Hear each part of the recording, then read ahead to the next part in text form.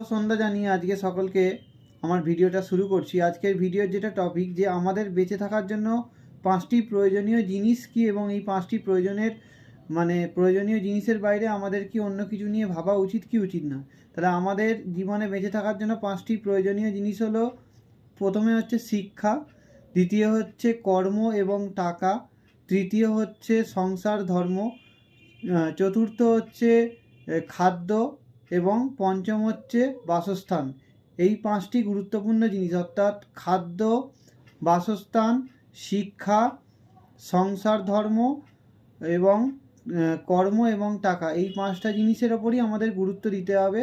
এই 5টা জিনিসে যদি আমরা গুরুত্ব দিই, বাকি জিনিস কিন্তু আমাদের কাছে এমনি ছুটে আসবে। আর এমন একটা দিন আসছে, সকলকে কিন্তু কর্ম করেই এবং খেটেই কিন্তু খেতে হবে। সেই জন্য 5টা জিনিসের ওপর সকলকে গুরুত্ব দিন এবং বাকি জিনিস জীবন থেকে ভুলে যান।